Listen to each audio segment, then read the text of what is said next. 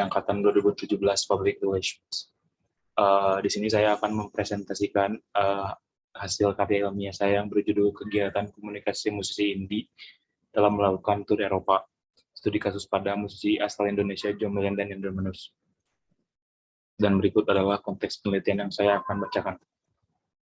Di tengah perkembangan musik yang sangat canggih dan segalanya hanya tentang keuntungan bisnis, terdapat sebuah budaya atau aliran yang sering disebut indie, di mana orang-orang yang berkecimpung di dalamnya ini memiliki selera berbeda dari kebanyakan, dan tidak jarang pelaku musik indie tidak terlalu berorientasi pada uang. Mereka lebih mementingkan kualitas musik sebagai pelarian dan pemuas hasrat mereka dalam berkreasi. Bisa disebut musisi indie ini adalah orang-orang yang idealis dan ingin melawan arus dari tren kebanyakan yang terjadi pada sebuah zaman. Dan pada tahun 2019, Jomelian melakukan tur ke 7 kota di Eropa dengan Indra Manus. Keduanya dikenal memiliki reputasi tersendiri di ranah musik masing-masing. Yang satu di dunia hip-hop, yang terakhir di kancah noise. Keduanya pun bisa dibilang sosok penting di ranah musik lokal. Terakhir mereka berkolaborasi menghadirkan sesuatu yang terbilang baru di Indonesia, hip-hop yang diramu dengan noise. Perjalanan kolaborasi mereka pun tidak hanya sebatas di ranah rekaman semata, lebih dari itu mereka membawanya ke atas panggung. Seperti yang kita ketahui pada akhir tahun kemarin, tepatnya pada 2019, mereka telah melaksanakan tur ke beberapa kota yang ada di benua Eropa. Dan beberapa negara di Eropa itu berikut adalah Prancis, Belgia, dan Swiss. Pertanyaan penelitiannya adalah bagaimana proses komunikasi yang dilakukan Jomelian dan Indra Manus untuk tur ke Eropa. Yang kedua, bagaimana cara Indra Manus menjalin relasi dalam perjalanan tur di Eropa. Bagaimana hambatan dalam proses tur bagaimana hambatan pada proses tur Jomelian dan Indra Manus di Eropa. Yang keempat, mengapa Jomelian membuat konsep manggung tanggung sebagai cara untuk membangun komunikasi. Berikut adalah kerangka pemikirannya. Ini jawaban dari pertanyaan penelitian yang pertama.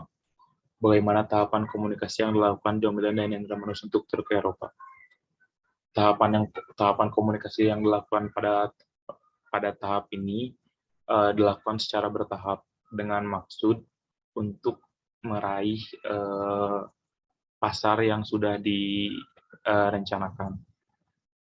Pada awalnya pasti ada tahap brainstorming antara Indra Manus dan Jomelian. Dalam tahap brainstorming ini terjadilah sebuah konsep eksperimental yang unik dan nostalgia. Karena menggunakan media kaset pita dalam piringan hitam sebagai hasil dari musik yang telah diproduksi. Selanjutnya, Jomelian dan Indra Manus mulai melancarkan strategi promosi yang dilakukan secara bertahap. Pada tahap selanjutnya adalah mencari sebuah festival di Prancis menggunakan bantuan dari relasi yang didapatkan oleh Indra Manus sebagai hasil dari interaksi sosial yang ia lakukan selama menjadi organizer gig. Yang terakhir adalah tahap dokumentasi sebagai memorabilia dan sebagai hasil yang bisa ditampilkan di kanal YouTube dari Jomelian. Yang kedua adalah bagaimana cara Indra Manus menjalin relasi dalam perjalanan tur di Eropa. Dapat diketahui bahwa Indra Manus memiliki pekerjaan di sekitaran dunia musik dengan beragam jenis pekerjaannya. Yang pertama adalah produser, yang kedua pemilik rekaman, terus ada organizer gig juga. Jadi karena hal ini Indra Manus memiliki banyak relasi di dunia musik. Salah satunya adalah yang dikenal dari kegiatan bermusik yaitu Pierre.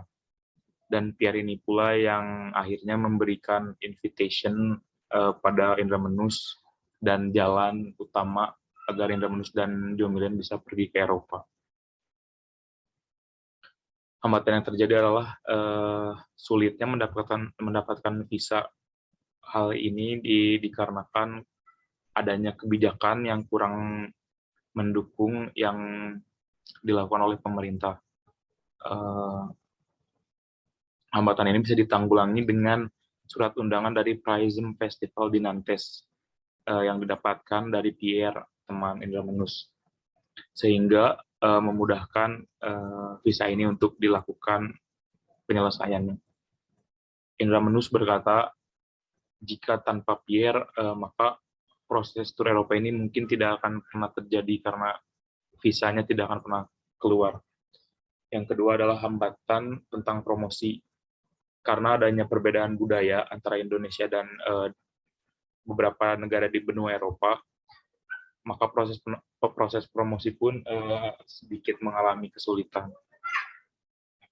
Hambatan ini ditanggulangi dengan membuat pamflet yang disebar di tempat acara dan ditempel di fasilitas umum.